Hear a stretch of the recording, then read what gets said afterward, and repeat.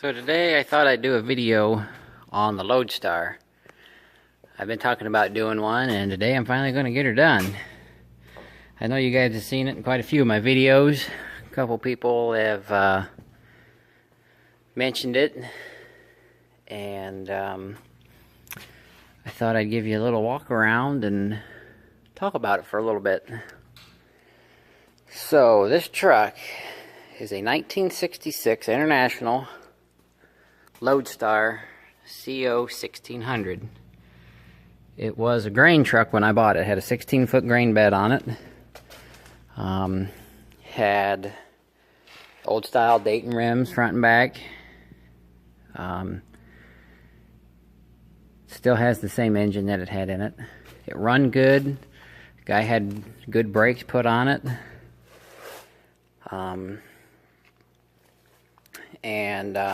It was a good truck, great shape. But I didn't want it for a grain truck. I wanted it to build a, like, not a rat rod, but a hot rod truck. Do a resto mod on it. Restore the cab, modify the rest. Story behind the truck. I bought it, 2 years ago, I think now. 2 or 3.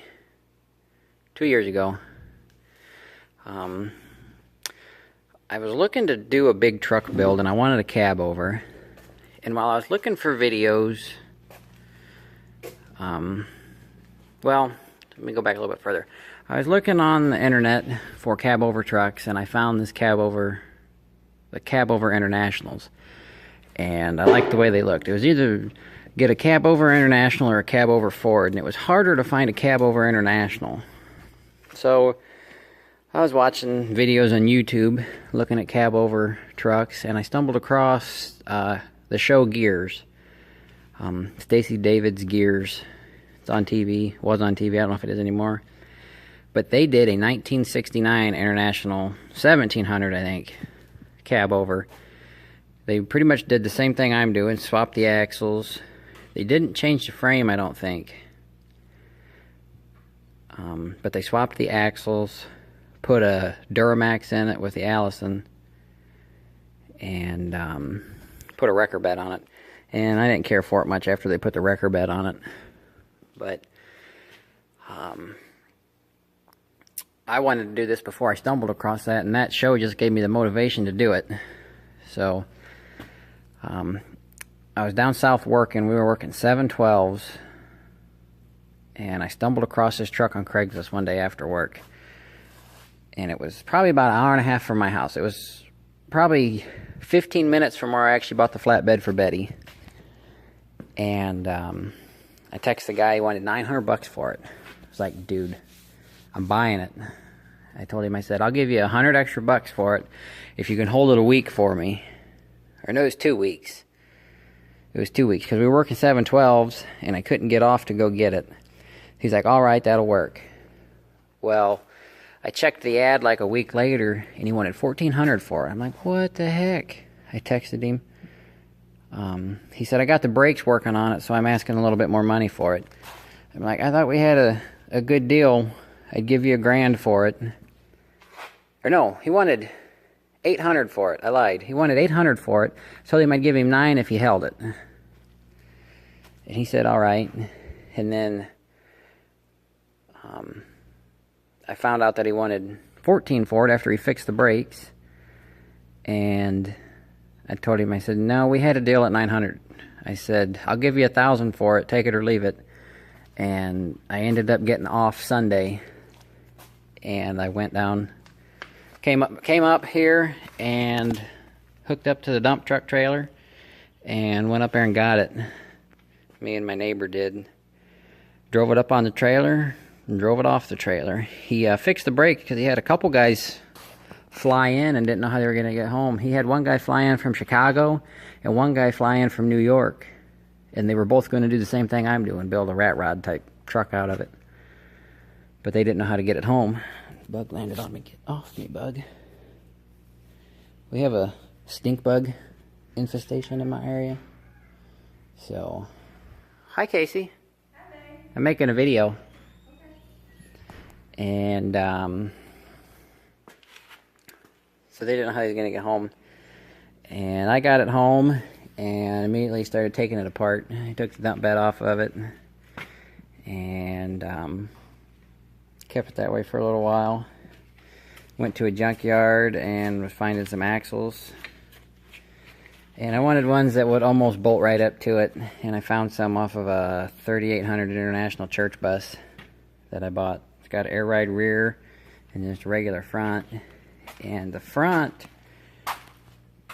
I had to have the holes on the axle moved out 1.5 inches, I think. I had a machine shop do that, and that bolted up.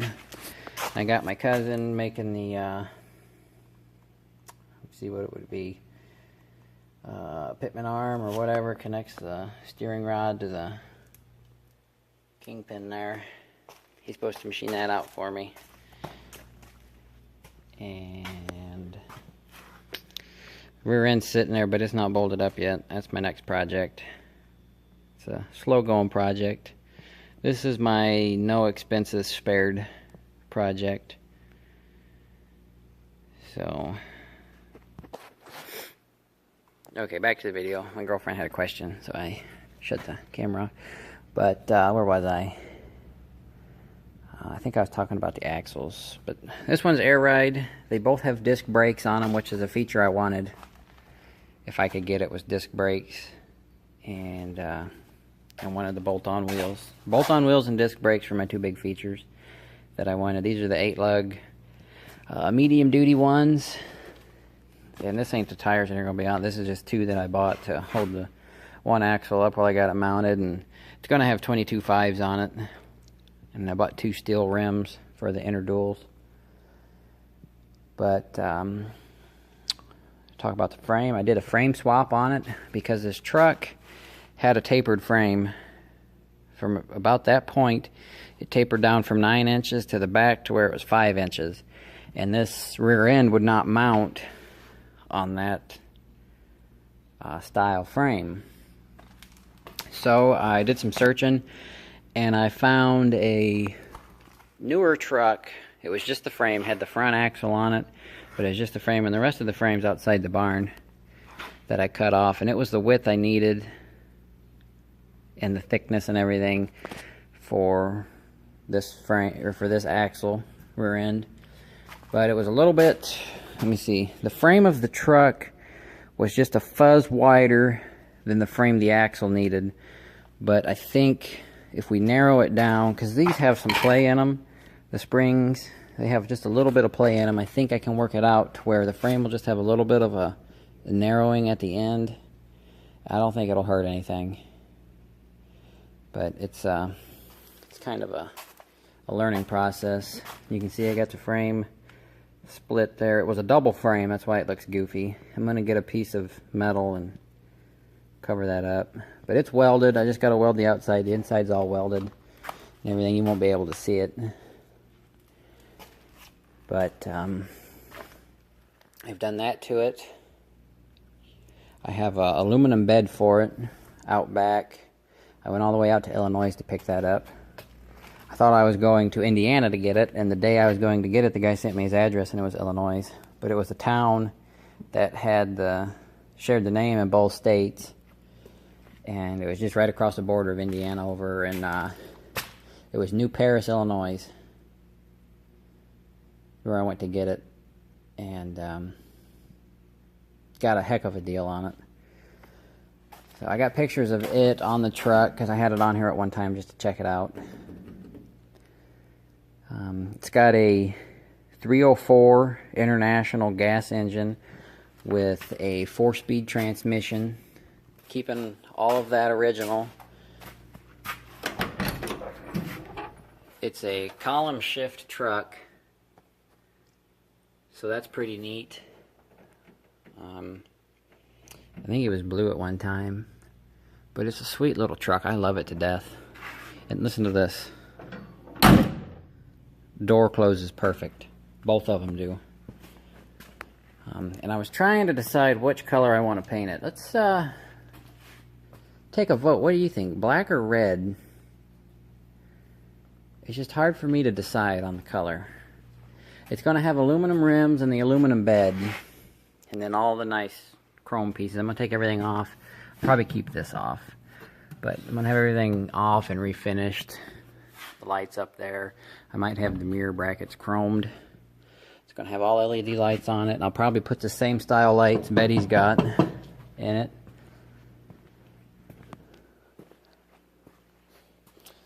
But the plan for it is have it looking nice, have a couple toolboxes on it, and it's going to be the truck that's going to pull my tractors around to shows and stuff. It's going to be a show truck.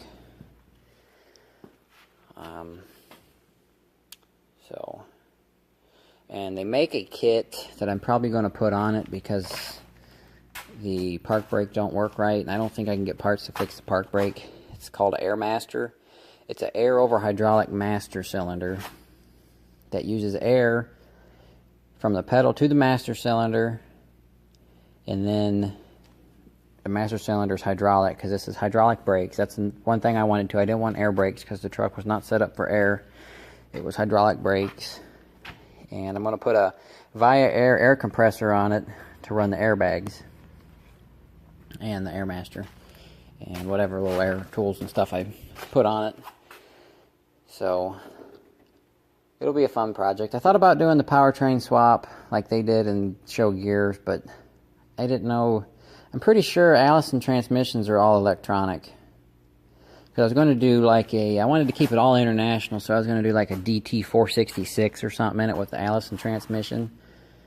And I think they were electronic, but I didn't know. And they didn't show how they hooked up anything in the gears show. So, and plus I can keep the column shift this way. I suppose I could make an adapter for a different engine, but I'm going to keep the gas engine. I bought headers for it. Had these made. I got to get them painted before they rust away. But I thought it was pretty cool. They got my last name in them. I think that's just to determine the back of the plate. But I think that's when they were made, 11 of 15. So I got them for it. My buddy gave me this fuel tank off of a W900 Kenworth.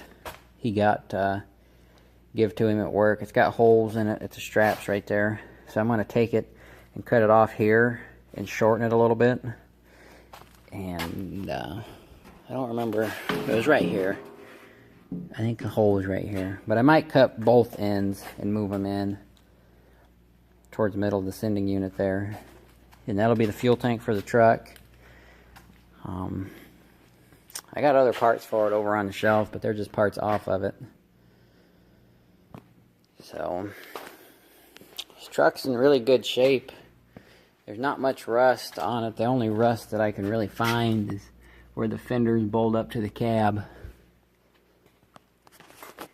And it's got a few dents and dings, and there's a dent there. And one of the doors, this door's bent. Somebody hit something, I think, on this side because the fender's bent back. It doesn't match the other one. And then it had a mirror on it or something here. It's got holes. And then this front was all bondoed. So what I'll probably end up doing is taking the cab off and send it to a place and have it restored professionally. So, but here's the other side. I took the seat out of it. It's got a radio in it. I'm probably going to get new dash plates made because I don't like where the radio's at. Have them bent up somewhere and have the knobs and stuff put where I want. I don't remember how many miles was on it. Let me look. But the guy, he used it that I bought it from to haul grain. And I wish I had another one for grain hauling. Let's see, how many miles is on this pig?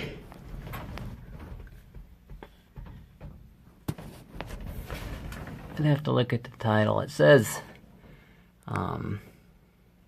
6,281, but that can't be right. I don't know. I can't remember if the title said there's a discrepancy or not.